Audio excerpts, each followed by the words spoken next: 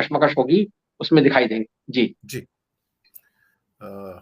बहुत महत्वपूर्ण तथ्य उठाया आपने संगठन के ऊपर भी, और उनकी जो लीडरशिप है और जो नया नैरेटिव सेट कर रहे हैं वो भी। सुनील जी, आपने सभी विद्वानों की बात सुनी, यात्रा तो समाप्त हुई, लेकिन ये यात्रा तो अनंत है। राजनीति की यात्रा जो होती है अनंत होती है। यहाँ पर ये सिर्फ एक स्टेशन मात्र है, क्योंकि उसके आगे बहुत सारे और स्टेशन हैं जहां पर इनको पहुंचना है। और कहीं ना कहीं राजनीतिक यात्राओं का जो राहुल की भी रही है, उनका जो एक अंत होता है वो इलेक्टोरल गेन्स के अंदर भी होता है। तो वो अभी जो उसका जो टेस्ट है, परीक्षा है, वो होनी बाकी है, क्योंकि वो चुनौती बिल्कुल सामने खड़ी है। 15 दिन दूर है, जो 17 तारीख को पहला, 16 तारीख को चुनाव है त्रिपुरा का, और फिर मेघालय और साथ में नागालैंड भी है। तो यहां पर अगर वो निकल कर वहां जाते हैं और वहां पर भी एक रैलीज की, पहली तारीख के बजट के बाद कारपेट बॉम्बिंग करते हैं, लोगों से कनेक्ट करते हैं, तब तो फिर कहीं ना कहीं विश्वसनीयता बढ़ेगी। लेकिन ये 15 दिन में अगर गैप आ जाता है और वो नहीं जाते हैं दोनों के, क्योंकि प्रधानमंत्री जी तो 2 तारीख को निकल जाएंगे, तो पक्की बात है। मोदी जी भी 2 तारीख, अपना अमित शाह भी 2 तारीख को निकल जाएंगे, बजट पेश होते ही अगले दिन रुकेंगे नहीं, तो उनका भ्रमण शुरू हो जाएगा त्रिपुरा, मेघालय और नागालैंड का। तो कहीं ना कहीं कांग्रेस को भी एक अगले चरण की शुरुआत करनी चाहिए। राहुल की यात्रा पर आपकी ऑब्जर्वेशन और आगे की चुनौतियां, सुनील जी। धन्यवाद दिनेश जी।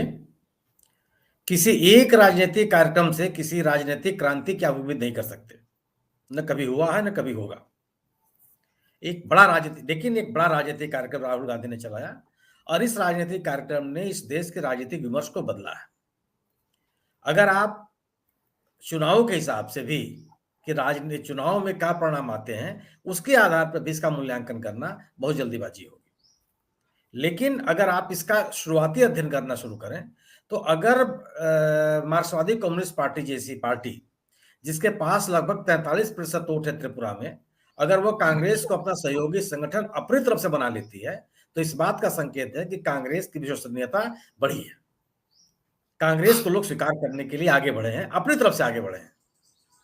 भारतीय जनता पार्टी जिन लोगों के बूते उत्तर पूर्व के इन तीनों राज्यों में सत्ता में आई थी, उन तीनों राजनीतिक दलों ने भारतीय जनता पार्टी से अपने आप को अलग कर लिया। उन्होंने कहा कि हम इनके साथ चुनाव नहीं लड़ेंगे। तो यह अगर ये शुरुआती लक्षण है इस यात्रा के, और जो भारतीय जनता पार्टी के खिलाफ कांग्रेस ने अपनी विश्वसनीयता कायम की। अगर इस देश में सांप्रदायिकता एक चुनौती है, अगर सांप्रदायिकता को लेकर के इस देश के लोगों को लड़ना है, तो उसके खिलाफ लड़ी जाने वाली लड़ाई के सबसे बड़े नायक राहुल गांधी हैं। उन्होंने अपने आप को स्थापित किया, और हिंदुत्व के एजेंडे के खिलाफ राहुल गांधी ने लगातार बोल करके, लगातार अपनी बात कह करके, और कहीं भी समझौता नहीं किया, बड़े आक्रामक तरीके से अपनी बातों को रखा। अगर महाराष्ट्र में भी अगर आप वीर सावरकर के खिलाफ बोलने के लिए तैयार हैं, तो इससे बड़ी आक्रामकता आपके पास नहीं आ सकती। इसके बिना आप कोई नैरेटिव आप नहीं खड़ा कर सकते। तो राहुल गांधी ने अपनी बातों को कहने में कहीं कोई समझौता नहीं किया, राजनीतिक नफा नुकसान को छोड़कर का ध्यान रखे बगैर। कांग्रेस अगर इतनी बड़ी यात्रा, अगर 5000 किलोमीटर की यात्रा, 14 राज्यों की यात्रा, बिना किसी व्यवधान के अगर सफल हो जाती है, तो क्या कांग्रेस के संगठन को यूं ही खारिज कर दिया जाए? क्या इस यात्रा का आयोजन इवेंट मैनेजर्स ने किया था? क्या इस यात्रा का आयोजन राज्य सरकारों ने किया था? क्या इस यात्रा में शामिल होने वाले लोगों का मोबिलाइजेशन हम और आप जाके किए थे? किसने किया था? स्वाभाविक से कांग्रेस के संगठन के लोगों ने किया, और तमिलनाडु से लेकर श्रीनगर तक वो लोग अपने लोगों को मोबिलाइज करते रहे, मौजूद रहे, और कहीं भी ऐसा नहीं हुआ कि जनता राहुल गांधी के स्वागत के लिए आई ना हो। तो यह मोबिलाइजेशन कैसे हो गया? निश्चित रूप से एक आकर्षण था इस राहुल गांधी की यात्रा को लेकर के, लेकिन उसके पीछे कांग्रेस का संगठन भी था, और कांग्रेस के संगठन को निश्चित रूप से हम स्वीकार कर सकते हैं कि उत्तर प्रदेश में उतना मजबूत नहीं है, बिहार में उतना मजबूत नहीं है, बंगाल में उतना मजबूत नहीं है, लेकिन यही तीनों राज्य तो देश नहीं है ना, इसके अलावा भी तो देश है, और देश के बाकी राज्यों में कांग्रेस का संगठन दिखाई पड़ता है, और उस इसको प्रमाणित किया उन्होंने इतनी बड़ी यात्रा और 5 महीने तक चलने वाली यात्रा, एक राजनीतिक कार्यक्रम को सफलतापूर्वक अंजाम देकर के कहीं कोई व्यवधान नहीं होने दिया। तो इस कांग्रेस के संगठन को भी यूं ही नहीं खारिज किया जा सकता, लेकिन निश्चित रूप से यह यात्रा राजनीतिक बदलाव की शुरुआत है। राजनीतिक बदलाव का यह लक्ष्य नहीं है, इसे आप लक्ष्य नहीं हासिल कर सकते। और जो शुरुआत हुई है वो बड़ी मजबूत शुरुआत हुई है। अब केवल यह है कि कांग्रेस के लोगों को और सिविल सोसाइटी के लोग जो इस यात्रा में शामिल थे, उन लोगों को उस बदलाव की आहट को एक शोर में बदलना होगा जिन्होंने इस यात्रा के दौरान तैयार किया। और मुझे लगता है कि लगातार जो एक राजनीतिक कार्यक्रम चलेंगे कांग्रेस के, संयोग से कि इसी वर्ष कम से कम 10 राज्यों में चुनाव है। चुनाव के मद्देनजर कोई भी राजनीतिक दल निष्क्रिय नहीं रह सकता, खासतौर से उन राज्यों में निष्क्रिय नहीं रह सकता जहां उसकी पकड़ है, वहां पैठ है, उसका मजबूत संगठन है। तो कांग्रेस की सक्रियता तो बनी रहेगी, वह लोग बना देंगे। और जो विपक्षी दल है, मेरा अपना ये मानना है कि विपक्षी दल अपने आप को अलग करके अगर ये सोचते हो कि वो अपने मतों का या भारतीय जनता पार्टी के खिलाफ मतों को अपने साथ जुड़े रख पाएंगे, यह एक कपोल कल्पना है। ये जनता का दबाव होगा कि ये लोग सभी लोग कांग्रेस के पीछे आएंगे।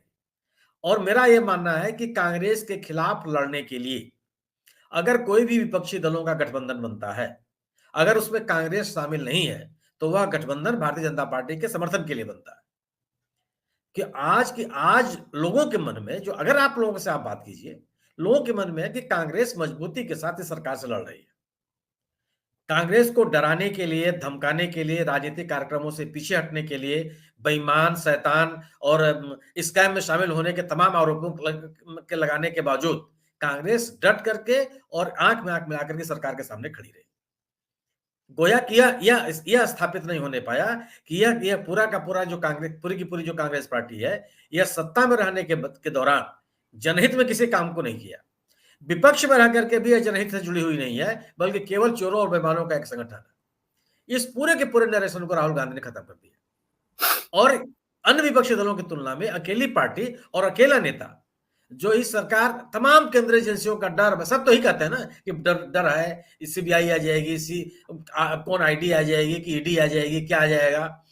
और ये सबको बताया जाता रहा।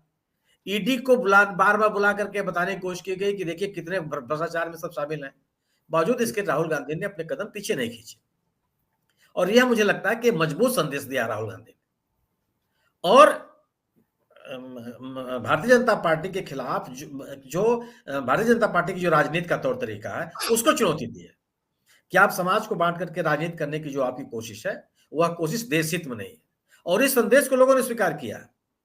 मेरा अपना मानना यह है कि अगर विपरीत मौसम में, यानी कि भयानक गर्मी और कड़ाके की ठंड और गिरती हुई बर्फ में 10 आदमी अगर आपके साथ खड़ा है, तो क्यों खड़ा है वो?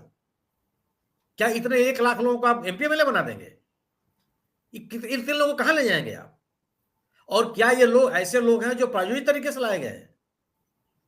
और अगर इतने लोग इतनी लंबी दूरी तक, इतने लंबे समय तक एक नेता के राजनीतिक कार्यक्रम में समर्थन देने के लिए खड़े रहे, तो मेरा मानना यह है कि यह राजनीतिक बदलाव की आहट है। जी। रही बात वर्तमान हुकूमत के लोकप्रियता में गिरावट की, दिनेश जी 2014 में इस सरकार, इस पार्टी और इस पार्टी के नेताओं के खिलाफ आप बोलने की हिम्मत नहीं कर सकते थे। आम आदमी, पार्टी कार्यकर्ताओं की नहीं, आम आदमी आपके ऊपर हमलावर हो जाता था। ये किस तरह की बात करते हैं आप? ये वो लोग हैं जो नया भारत बनाने के लिए आ रहे हैं और आप नया भारत बनने नहीं देना चाहते। यह स्थिति 2019 तक भी कमोबेश रही। और आज सड़क पर चिलचिलाती धूप में, भयानक ठंडक में लोग यह सुनने के लिए तैयार हैं कि यह सरकार किस तरह से देश को लूट रही है, यह सरकार किस तरह से संविधान का मजाक बना रही है, यह सरकार किस तरह से समाज को तोड़ रही है, और यह सरकार किस तरह से लोगों के अरमानों का सत्यानाश कर रही है। अगर आपको सुन रहे हैं तो यह बदलाव की आहट है, सरकार की लोकप्रियता में गिरावट की आहट है और सरकार के खिलाफ नाराजगी की आहट है।